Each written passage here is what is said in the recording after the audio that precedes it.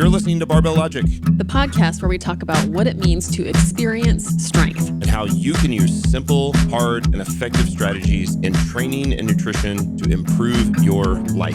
It starts with meeting you where you are right now and finding lasting solutions. Welcome to the show. Welcome to the Barbell Logic podcast. I'm Matt Reynolds. I'm here with Nikki Sims. I'm standing up today. Hello. I feel like standing. Yeah. Serious. Yeah. Well, I sit too much. I got a standing desk for a reason. Yeah. Might as well raise it. Yeah. We want to talk today a little bit about, coming to terms with cardio.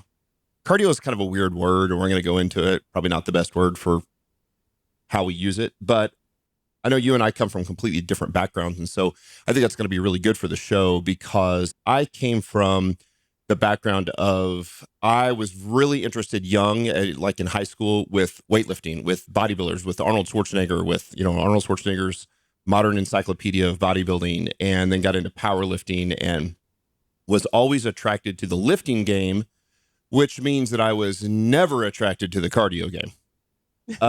Now, there was a time in my life when I competed, actually probably the time I would look back and say I was in the best shape of my life and kind of overall strong and healthy, when I was a competitive strongman, where you really combined the best of both worlds. Strongman is sort of like on another level. Powerlifting and CrossFit, way up here, right? And so, so I want to talk a little bit today about both. If you come from a background like mine, where you have gotten into this from like lifting, from this sort of process of, I just want to get started on getting strong. When should I do cardio? Should I bring it in? Like, that's not really your background. Your background is completely different. How did you get started, and what are you seeing out of our primary female audience? Yeah, I was definitely a gym rat in the sense of going to the gym and doing all the classes, all the cardio classes. This all started when I was in high school. I did some sports and I was terrible at the sports that I did. They recruited me onto the basketball team because they're like, you're tall, you'll be useful. And they were so wrong. I'm so slow. And then I did cross country for one day. They're like, here's what you do in cross country. You run for lots of miles. And I think I ran for 1.5 miles and I was like, I'm done. Went and smoked a cigarette. Walked back to the locker room and never came back. But I loved being physical, so I joined a gym near my house, and I would go there every day. Sunday mornings were my favorite day to go. I would be at the gym for 4 hours. It would start with a step class, and then I would go do cardio for 30 minutes before an ab class, and then I would go do cardio again, and then there was a yoga class. And I was just there all morning, and I loved it. But yeah, it was just what machines can I do? And I did the cardio machines. And then I would do some of the free weight machines, but I wasn't quite sure what I was doing. But that's what I was doing before I found out about CrossFit, which was, another way to do cardio. Yeah, but it added in and then they with some barbells. Trick you into barbells. Right. Yeah. And then you were like, which was great. I'm done with the cardio. I would just like to do the barbells. I was like, I can just do power cleans and pull-ups. Right. Yes, please. Right.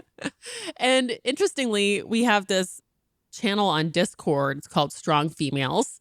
And I got really curious about everybody's background, why they started. And so I asked everybody what got them into lifting. And so many backgrounds were really similar. It's I used to do a bunch of cardio. And then I actually saw there were a few other women who got started because of CrossFit.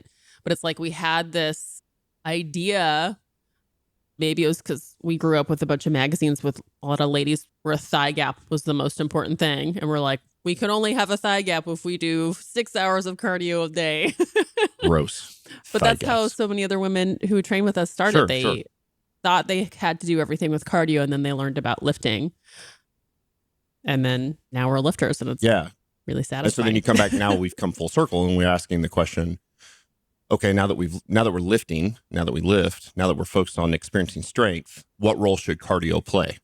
Yeah, and it does have an important place. It absolutely and I know does. You've actually done a lot of research on this. You wrote an amazing article on the Prowler and energy systems, so I'm excited to chat with you about it. Yeah, it's interesting to me.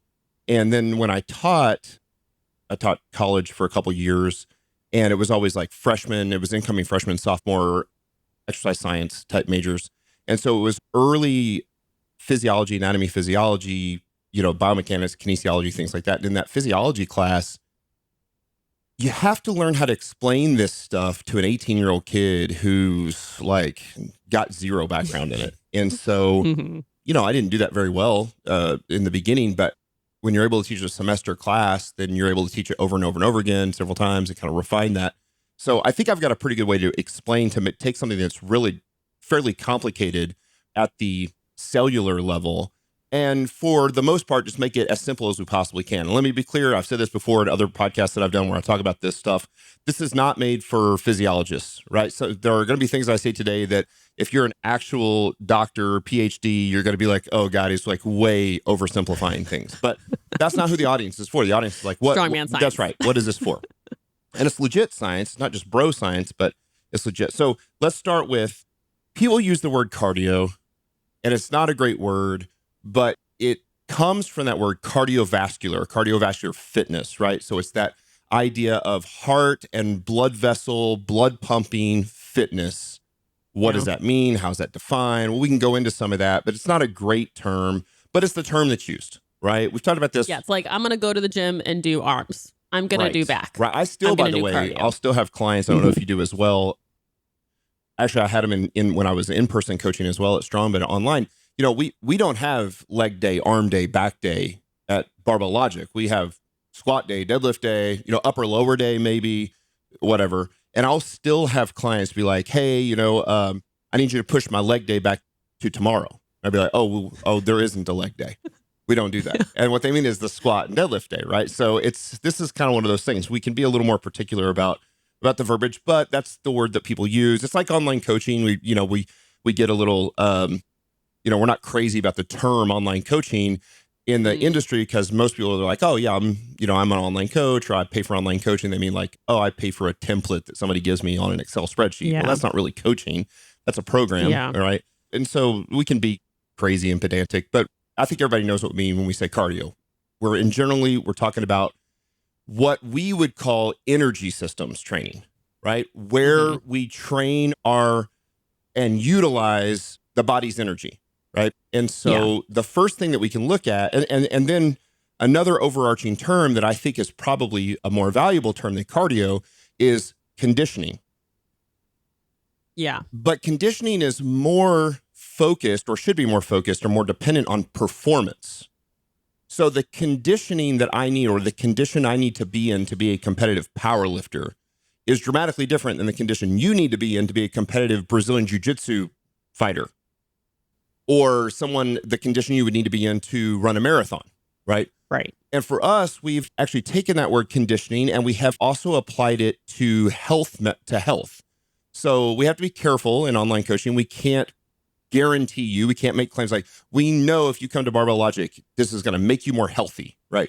But we certainly can look at health metrics, and we can do conditioning that the goal is to improve health metrics, to improve blood pressure, blood sugar, resting heart rate, the amount of calories you burn in a session of exercise, like density, different things like that, heart rate, different heart rate variabilities, or how often we are in zone 2 versus like really, really high, our heart rate's above 160. So we can do conditioning even if we're not a competitor in BJJ or powerlifting or marathons. If we're not competitive in anything, we're just trying to be conditioned to live a healthy lifestyle, to improve our quality of life. So I think that's an okay word to use, as long as we understand why we're using it.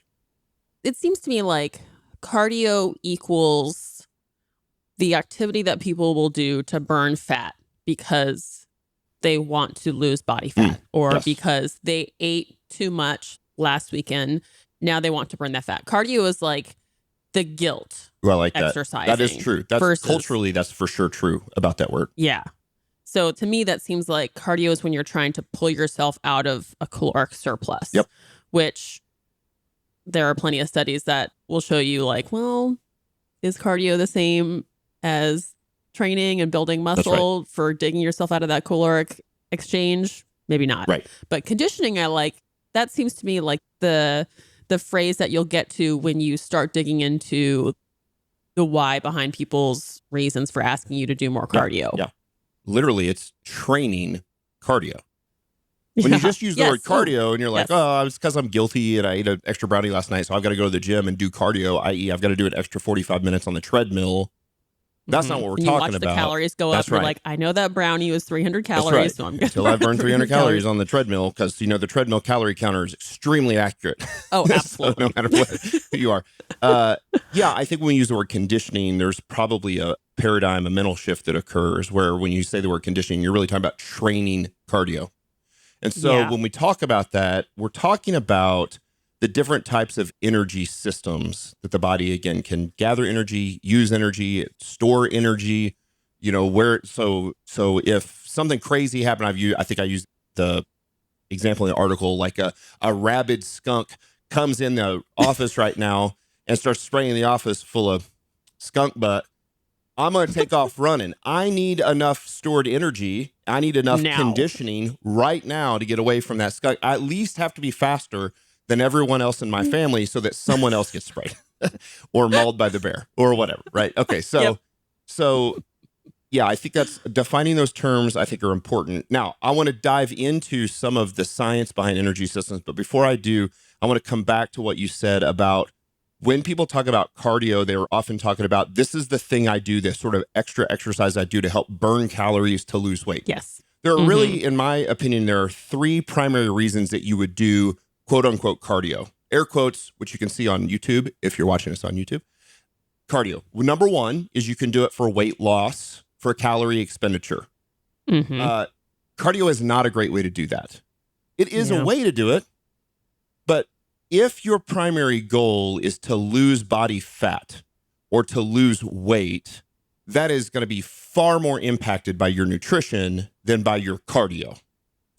Yeah. I'm kicking myself for not having looked this up, but there was a study that came out not too long ago that said you would have to do, I think it was like 120 minutes of moderate, not slow, steady, like moderate cardio, something crazy, like 60 to 120 minutes of moderate cardio 7 days a week to lose like 3 pounds in over 3 months. That's right. That's right. Something that requires a lot of your time, That's a right. lot of your energy, a lot of consistency for very minimal payoff. That's right. Yeah, I've thought about before, and I've talked about this in the past couple of podcasts. Like, I've dramatically cut back on the alcohol that I'm drinking right now. And sometimes it comes back to that caloric efficiency, the caloric load. I could take a shot of whiskey and literally go boom, and in half a second, that was 120 calories.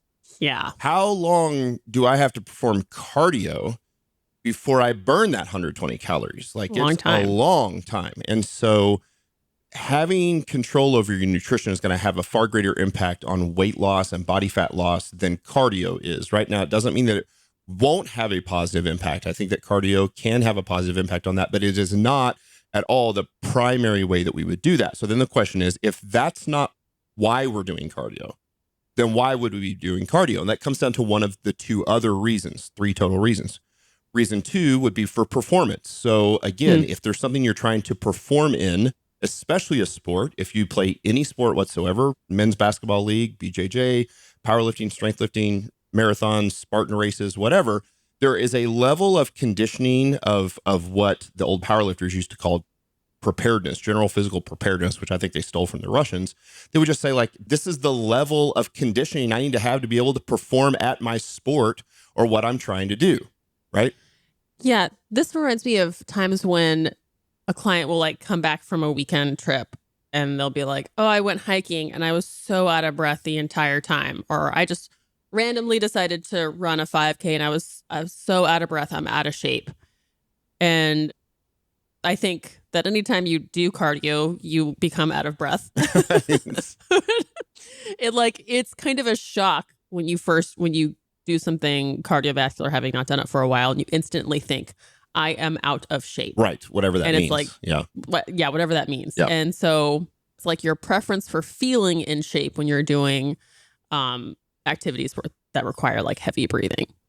Yep. Your general physical preparedness. Yeah, absolutely. And then the third one is, and this would be the one that I think probably should resonate with just about everybody listening, even if you utilize one of the first two reasons, and that's for general cardiovascular health.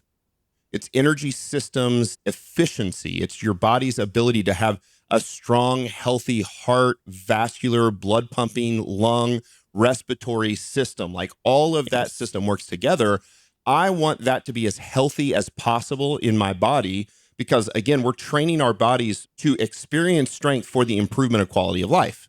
If all I do is sit around and eat potato chips and eat tons of calories just to hit a PR on the lifts, my argument would be for almost everybody, that's not going to improve quality of life. I mean, maybe for the one person that's going after the world record powerlifting total, right? But for most of us, we want a combination of strength and health, strength and cardiovascular fitness. We want to be able to go out and hike, go on vacation to Colorado and hike up a mountain and be able to do it. Enjoy it. That's right. You certainly are going to breathe heavy, the air's thin and whatever, but you ought to be able to complete the task. That's the goal. You should be able to go out and mow your lawn. You should be able to go like whatever, play a pickup game of basketball or whatever those things are that you want to do. Your heart's a muscle. That's right. Needs to be ready to do that. It's intimately connected with the respiratory system, right? With your lungs and the amount of oxygen in your blood. So those are the three reasons. And my argument for almost everybody, especially those that are listening who are middle-aged and older, which is probably the vast majority of our audience and certainly the vast majority of people that we have at Barbell Logic, that we want to do some form of cardio in a way that is very effective and very efficient, so we don't have to waste a ton of time, in order to give us the greatest return on investment for improving cardiovascular fitness, right? And then for some people who are actually trying to prepare for something, and maybe, again, we've got a lot of military clients who are preparing for their PFT test, that would be conditioning for their physical fitness test, and that's different based on what branch of military you're in. Or if you've got I know for you have times of the year where you are actively going to like BJJ tournaments and then times you're not going to BJJ tournaments. And for you, you'll play a little bit of that.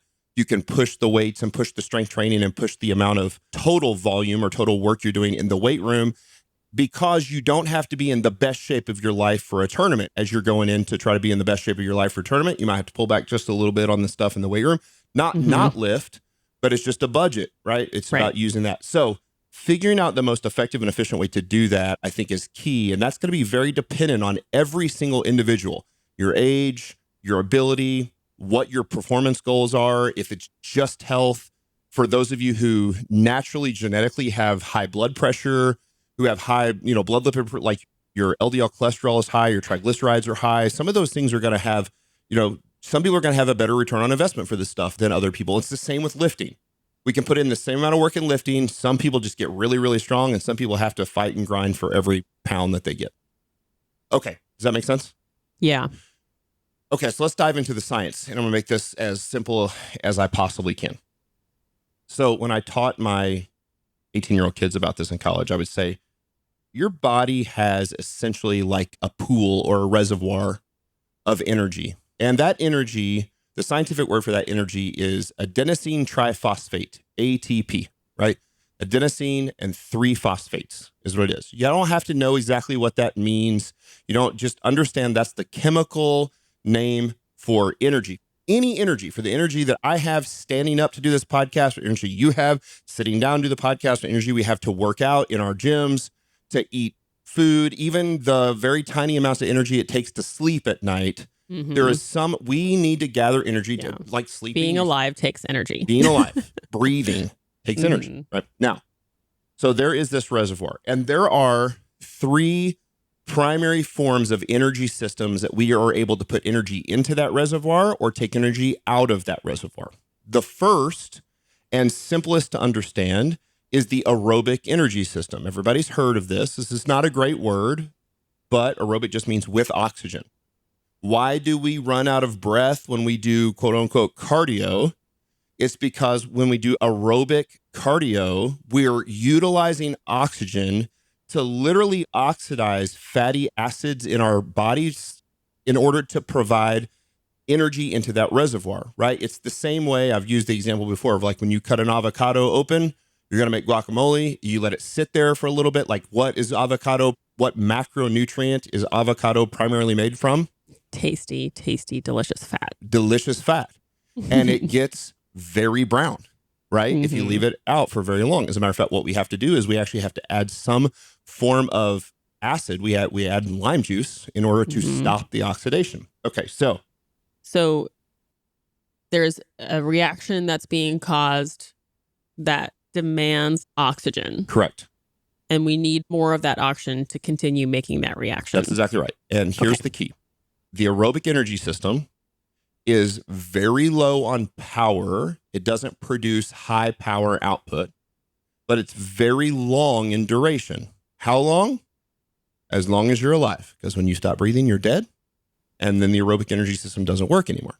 Okay, now, how much will it give me versus, how much or how little can it give? Well, that's where we can see the relationship between our heart rate and our breathing rate. So the more our heart rate is low and we're breathing slow and we don't have to take big, giant deep breaths, like the way we would breathe at night when we're sleeping. We don't need much oxygen to sleep. We don't need much energy to sleep, but we still need some energy. And so our heart rate is very low and our breathing rate is very low. As we start to, I just finished a workout a little bit ago with my wife, and then we walked around the neighborhood at the end of our workout, and it was kind of like speed walk, power walk. My heart rate was around 125, 127, somewhere in there. So that's still aerobic, and it's not high output, but I'm moving pretty good. I'm breathing fairly heavy. I can still talk. I'm not yeah. I'm not this, right? I can still have conversations with my wife, but the heart rate is up higher, which means I need more oxygen because I need it to help produce more energy. Now, waste product, the quote unquote waste product, that is just CO2. I breathe in oxygen, I oxidize fatty acids in the cellular respiratory system, and I breathe out carbon dioxide. Very simple system, beautiful system that works wonderfully. Like you have oxygen. What's the wood that's being burnt like to create that energy? Is it fat? Is it fat and carbs? Okay. Yep. And as a matter of fact, interesting. So it's not just fat that oxidizes, it's not just fatty acids, but also sugars can. What happens when you cut an apple in half? It also turns brown, but it turns brown slower than the avocado does. Right? So it also oxidizes carbohydrates. So it's just the oxidation of it's utilizing sugars and fats in order to produce energy. Now, the reason that the aerobic system became so popular in like the 80s was because when they understood that the aerobic system oxidized fat, then everybody's like, oh, it burns primarily fat, which is true. So we should do that to burn a bunch of fat. The problem is it doesn't really burn a lot of anything. It doesn't take a lot of energy. Like there's only so much it can actually do. You can only breathe in so much oxygen. You get to some point and you can't, when you talk about being out of breath, what that means is your body needs more oxygen to provide more energy than what you're able to breathe in and give it to use. Interesting. Okay. And that's when we have to kick over into another energy system. So the aerobic energy system is always working. And this is for like long, slow duration cardio, right? Walking around those healthy 10-minute walks, 15-minute walks, up to 45 minutes, right? Where you can kind of always have a conversation. Your heart rate is up in that sort of, again, some of that kind of zone 2, but it's in that 125 range, somewhere in that ballpark. 120 to 130 is a good spot for that. And again, it's going to be dependent upon your age, right? As people get older, their heart rate's going to be higher, right? So yeah, I think our high rates are different than each other's too. I think 120 for me would be near death. Oh, really? Yeah. So yes, absolutely. Yeah. So right. So it depends. It's completely dependent. One of the reasons I like to track with wearables, with like an Apple Watch or a Whoop or something like that, is that you can get those trends for yourself. Yeah. So instead of making that blanket statement, like 120 is where you need to be. Yeah. Rachel's definitely in better cardiovascular shape than I am.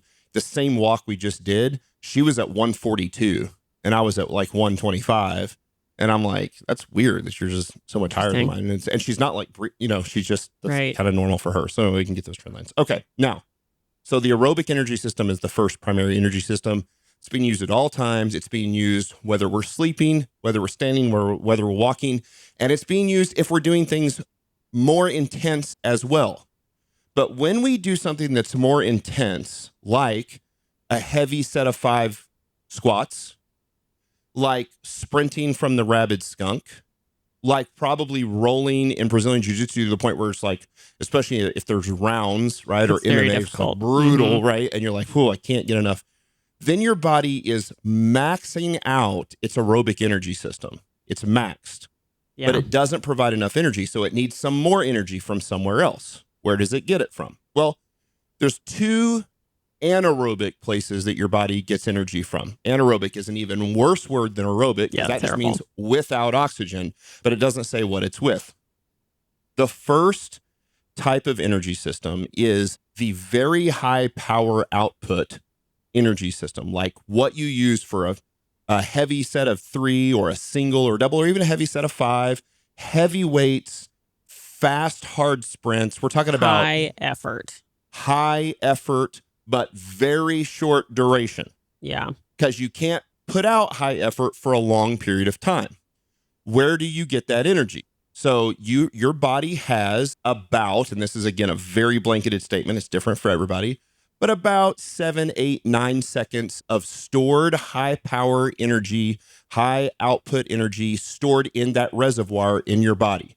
Mm-hmm. So that when the rabid skunk comes in, I have a 7, 8, 9 seconds of power output that I can do before my body has to start pulling from other places and making energy. I have a reserve of 7, 8, 9 seconds of energy there. So if we relate this to running, like aerobic would be you're running, a marathon, 5K, something like that. And this one, when we're in glycolytic, that's going to be... Actually, we're not glycolytic yet. We're getting there. We're in ATP. We're going to get there next. So this is still phosphagen. The It's sprint. similar. It's like a 50-meter sprint. Correct. 40-yard dash. Yeah. 40-yard dash. Okay. Something like that. Okay. Okay. This is as high output as you can possibly We're on get. very Now, opposite ends of the spectrum now. Okay, that's got right. it. That's right. Mm-hmm. That system is called the phosphagen system, ATP system, right? And sometimes it's called the ATP/creatine system. And so that is because we have stored ATP in our body. And then the reason that we take creatine for supplementation, the reason that creatine is so popular, is it's creatine phosphate. That's what it's called. And when energy is used out of that reservoir, it goes from adenosine triphosphate to adenosine diphosphate. It gives off a phosphate. It goes from 3 phosphates to 2. And that adenosine diphosphate's running around like as if it were speed dating, being like, boy, I sure do wish I had a phosphate I could mate with. That would be awesome. And creatine phosphate runs up, right, in its purple velvet hat and says, hey, here I am. And they hook up adenosine diphosphate and creatine phosphate, and they become ATP again. That's actually the first time I've ever used that, but that's, you're going to remember it your now. 18-year-olds? No, but you're going to remember this now, right? So that's right. So ADP and creatine phosphate get together and they become adenosine triphosphate again really quick. What that does is that allows the person to store originally from 7 to 9 seconds of reserve energy to maybe up to 10, 11, 12 seconds of reserve energy. So you get like maybe an extra couple seconds of energy. Yeah. You're like, well, how big of a deal is that? Because a lot of people think not a big deal. Big deal. Big deal if you're getting chased by a bear. Yeah. Big deal if you're trying to hit a 5-rep max and you would have gotten just 4 reps and now you're going to get 5. Yeah. And you take creatine for 20 years and you get an extra rep on every work set for the rest of your life. That's why it's worth it. Mm-hmm. That's why it's worth it. Mm-hmm. That's why creatine isn't a pre-workout. It's not the I have a higher heart rate and more energy. It's not Red Bull. It's absolutely not. It's another rep. That's exactly how to put it. It's the it ability to do another rep or 2. Yep. Mm-hmm. It allows you to build up that reservoir of energy in your system or to convert some of that energy, that spent energy, quickly back into energy. So that's it. Now, even in the best of scenarios where I'm supplementing with creatine and I'm doing what I need to do and I need high power output, again, sprinting as hard as I can. Let's say now I need to sprint for a 200-meter dash. And that's going to take me whatever, right? It's going to take me 30 seconds or something. Or a 400-meter dash is going to take me a minute to run, right? And it's hard. I'm sprinting hard, and I'm breathing as hard as I can. So I've maxed out my aerobic energy system and I've used up all my ATP in the reservoir and I've converted as much of that as I can from creatine back into ATP. And now I don't have any more. I still need energy from somewhere else because I'm out of energy. And we see this in the Olympics. People are running the 400-meter dash and they don't get 200, 250 meters in and just fall over and they're like a narcoleptic goat and they're laying on the ground. It doesn't happen, right? They keep running. So how does that happen? Well, that's when we use the glycolytic system, glycolysis, which we can just play the sounds like game. Glycolysis sounds like glycogen, sounds like glucose. Glucose is sugar. It burns primarily sugars or carbohydrates in your system. And the thing about glycolysis is it is moderate power and moderate duration. So let me take a second and remind. Aerobic energy system, low power, long duration. Glycolytic system, moderate power, moderate duration.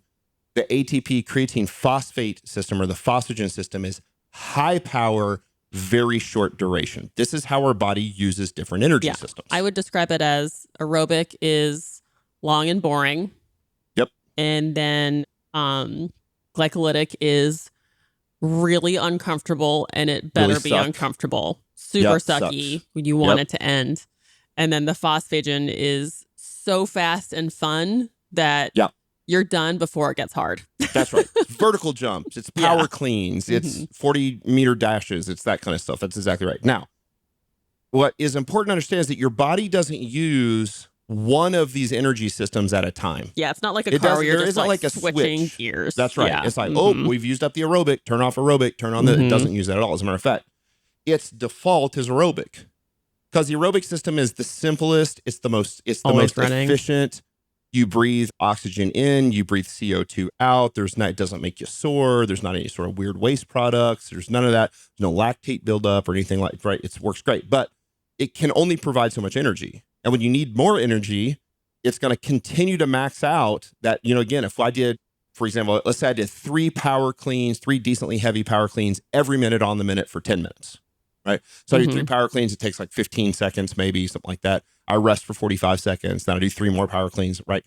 So I'm going to be breathing really heavy. I'm still going to use my aerobic system, but I'm really going to be using that phosphagen creatine system a lot more. Right. So I'm going to use both.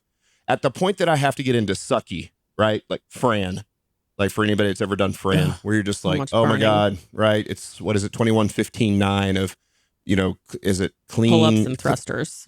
Pull-ups and thrusters. Yeah, I was like clean and press. What do they call that? Yeah, so pull-ups and thrusters. And you get about 2.5, 3 minutes in, and you're like, this is awful. Which is like, that's how quickly Jillian did it back in the days when she was. I know. Yeah, like 2:45 or something. And like the whole CrossFit empire was like, who is this Jillian? We must find her. Because she crushed it. Yeah. And again, I would say Jillian is one of these people who was blessed with incredible genetics for cardiovascular conditioning, but also is one of the mentally toughest people I've ever met. And when you combine those two together, she just doesn't have the governor in her brain that says, you should stop now. She just goes as hard as she possibly can. Her brain says, how about one more?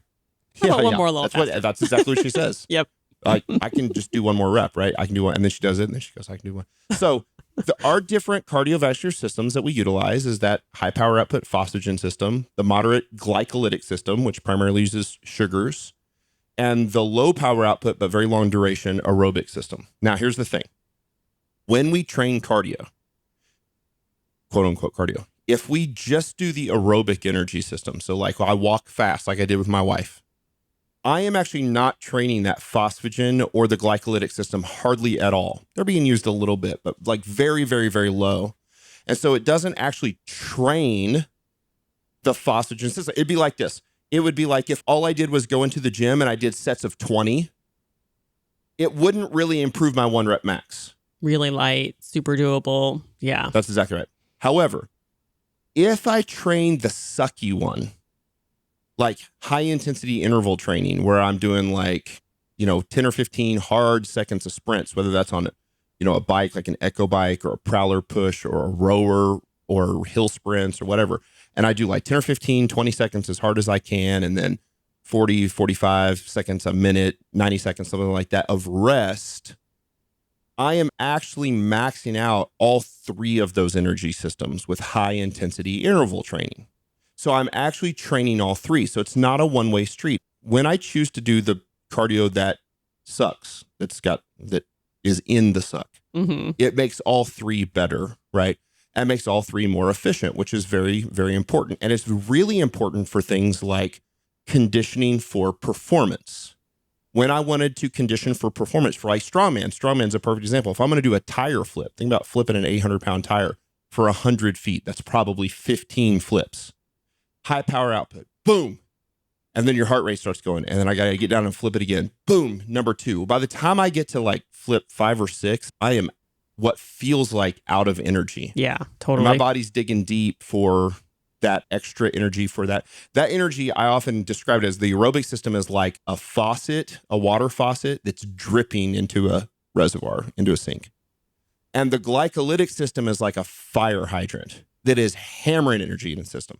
But it's short in duration, or relatively short in duration, because there's enough things that occur as waste product is not the right word. This is one that the physiologist would be like, don't say waste product. But there are things that are sort of given off by the glycolytic system that make it very uncomfortable, right?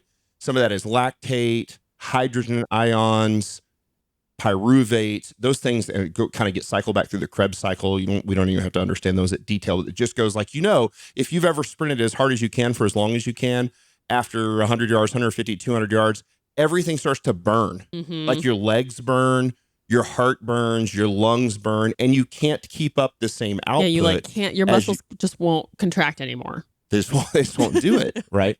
And so, so if I'm training for performance and energy systems efficiency, the best bang for my buck is high intensity interval training. Yeah. And that will train all 3 for efficiency, which is great for performance. One of the things that I've said in the past that I still stand by very, very strongly is that if you are not competing in a sport specifically, and you're doing that high intensity interval training for general life conditioning, for health improvement, then the choice of exercise that you use for the high intensity interval training should be low skill and low impact. What's an example of that? Well, an example of that would be like an echo bike, because you're not pounding anything. Anybody can get on an echo or an Airdyne or any of those kind of bikes. Anybody can get on it and immediately know how to ride an exercise bike. A rower, a C2 rower is a pretty good one. It takes a little more skill to learn, but you can learn the skill on a C2 rower in about a minute, 2 minutes of somebody who's like teaching you how to do it. No impact, right? Pushing a prowler is a great one. Ooh, Swimming really hard is excellent, right? What about you? You've got some other ones like that? It's like, that's kind of the idea. Yeah. Really prowler, low impact. But it's like, the low impact is that you're not banging your foot into the ground. That's right. Yeah. Low impact on your hips, your knees, your ankles, etc. Right? And low skill. So what I don't want to do is I don't want to sprint down the street, because that is very high impact. And I would argue is nobody knows how to actually sprint correctly, and they end up getting shin splints. They have all sorts of problems, right? But it's also not 30 snatches for time. Yes. Or 30 thrusters or clean and jerks for time, because that's a very high skill. And I would argue often a high impact movement, right? A very tired snatch is a good way to break your neck, is a good way to drop a barbell on your neck. And it's happened before. And so if the goal is just to get generally as efficient as we can at energy systems training, the best way to do that is with high intensity interval training. Now, if that's the case, is there a need should we do low intensity aerobic work? And the answer is yes, we should, because low intensity aerobic has what appears to be the best longevity return on investment. So being able to improve cardiovascular fitness, respiratory over a 10, 15, 30, 45-minute period, and doing that routinely several times a week will often lead to some of the best return on investment from a cardiovascular / respiratory system, right?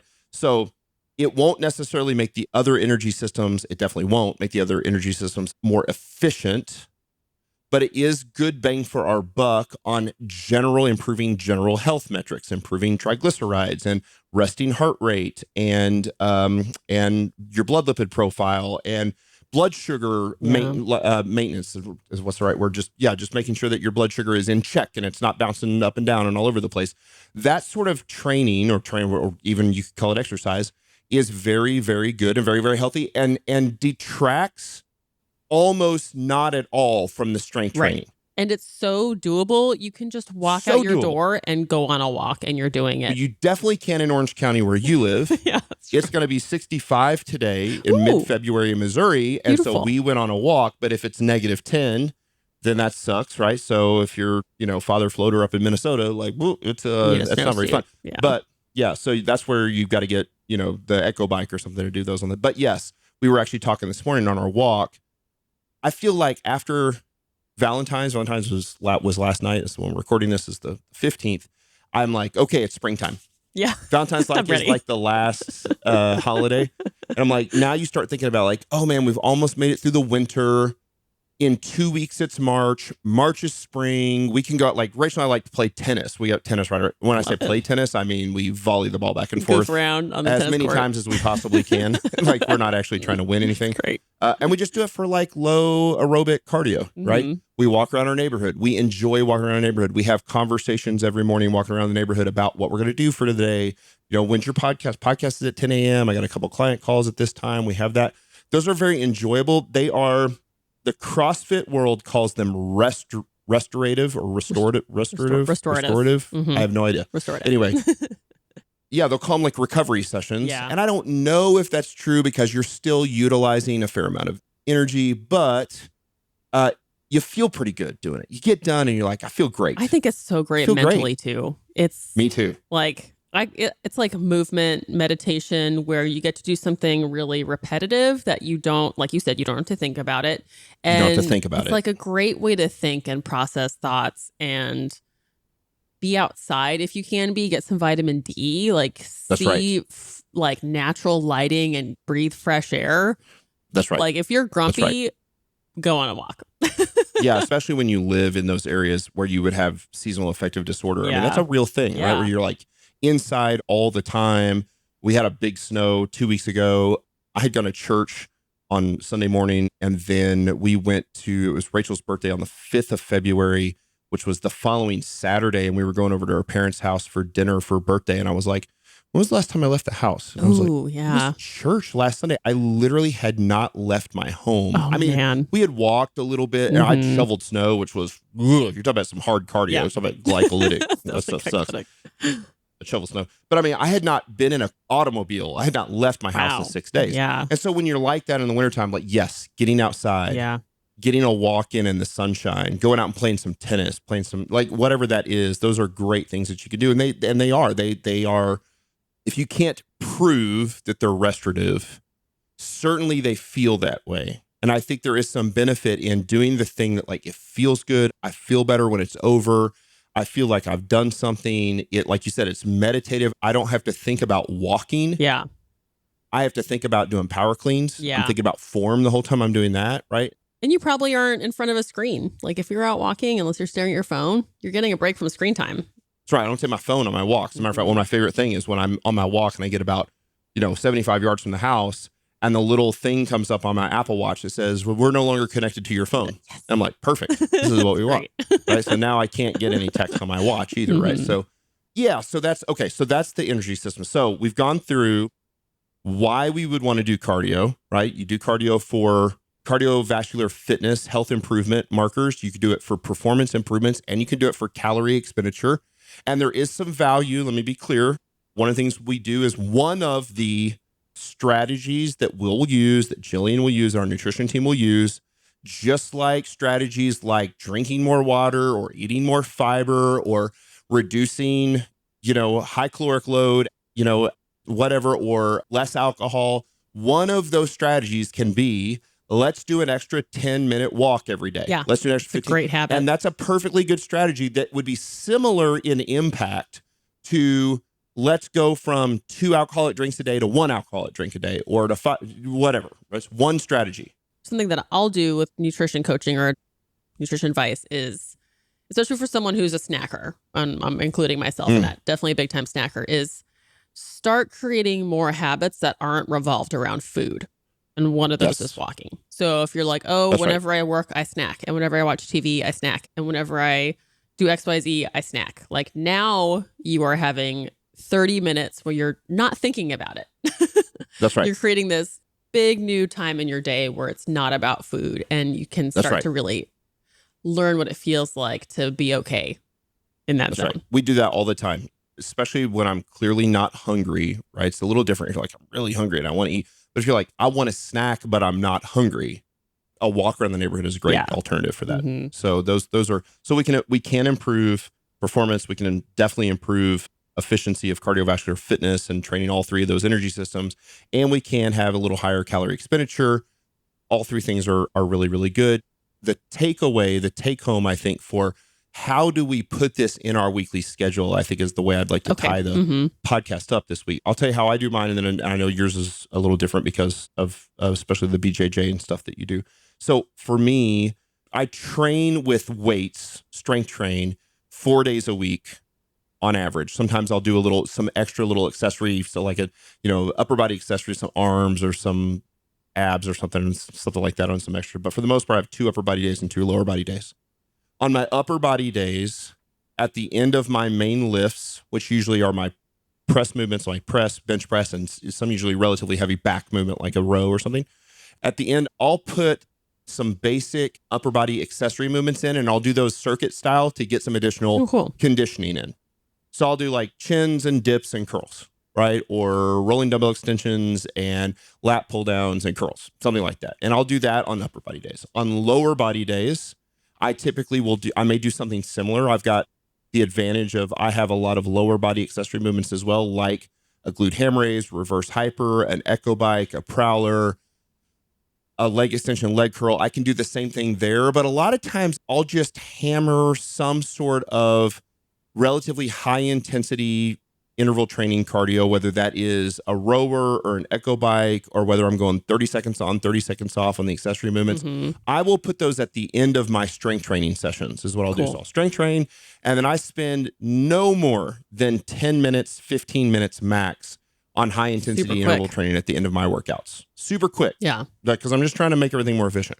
And then the way I get my volume in of cardio is with walks with my wife. We take walks all the time, at least once a day, often multiple times a day. Once the weather gets nicer, especially in the spring and the fall, 2 times a day, 3 times a day, 10 minute, 15 minute. Our average walk is 15 minutes. Nice. We go 1 mile. It's almost a perfect mile loop around our neighborhood in 15 minutes. It's a nice quick pace for a walk. And we love it. That's how we get ours in. And I feel better with that. And when I do that and I track my health metrics, everything gets better. I'm not guaranteeing that I'm more healthy, but my resting heart rate goes down, my blood pressure goes down, my blood glucose goes down. All of it my sleep gets better, my deep sleep, all that. So that's how I do mine. How do you do yours? Well, I'm in a little interesting zone right now where my training and BJJ is pretty on hold. So before that, I would do jujitsu like 4 times a week. And that was my cardio. If I wanted to train cardio more for jujitsu, I would go to another jujitsu class because it was the most realistic. If I had access to an echo bike, I would probably do an echo bike because that gets me as uncomfortable as I would be in jujitsu as quickly. And that's all about being in that place of discomfort, not being sure if you're going to get enough oxygen, and staying calm. And I think that the echo bike is really helpful for that.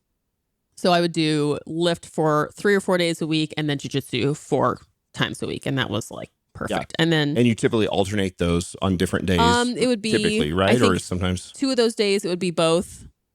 And the other days I would have 1 day off. So like Monday through Saturday, I have at least 1 a day.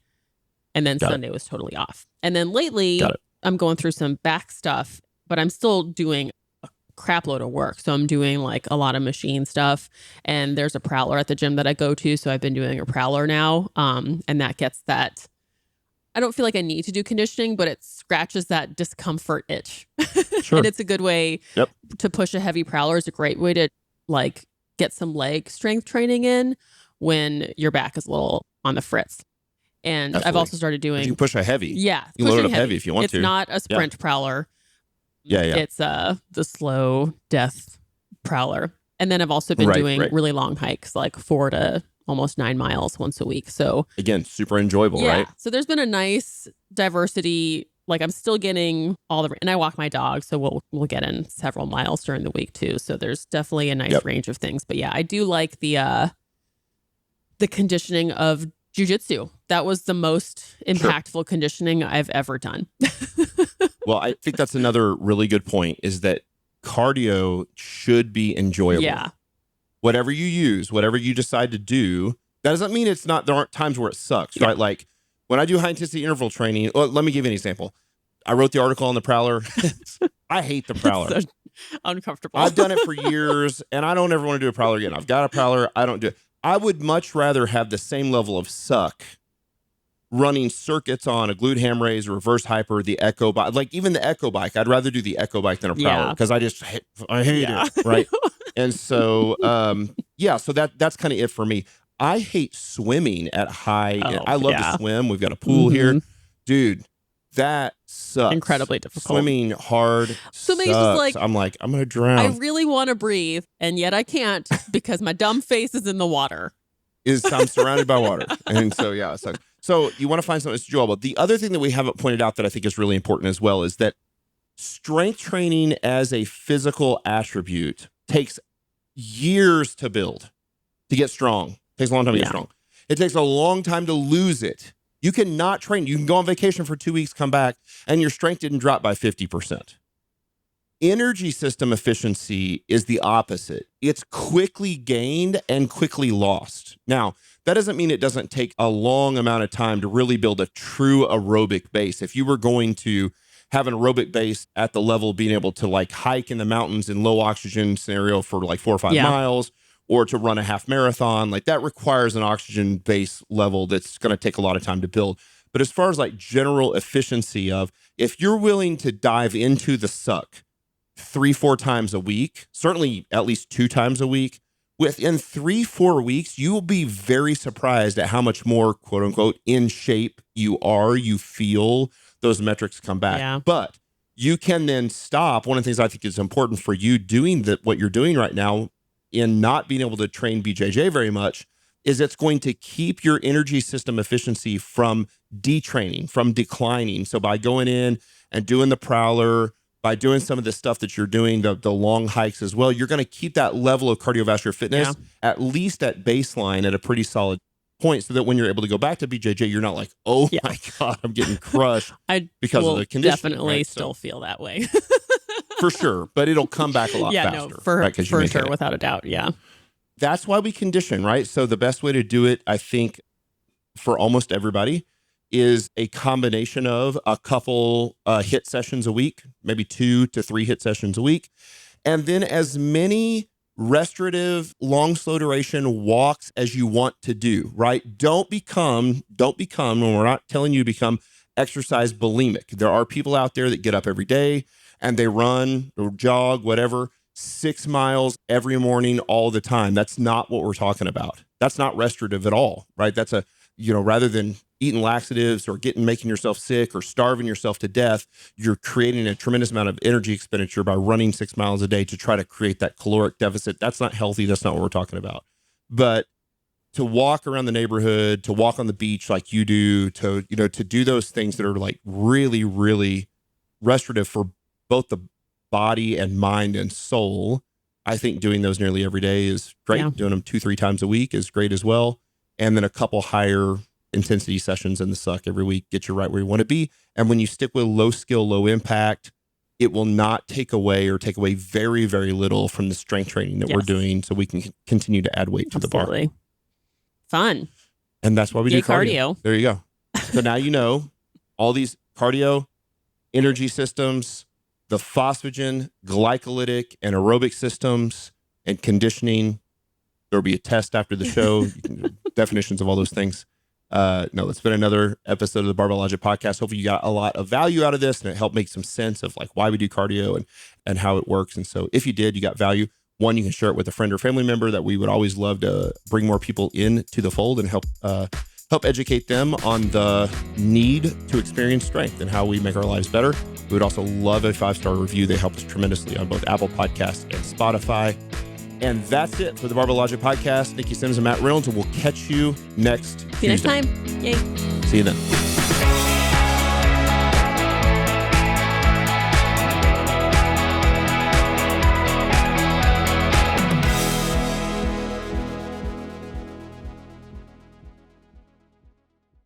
Just so I can get my squat up, my Apple Watch is talking to me.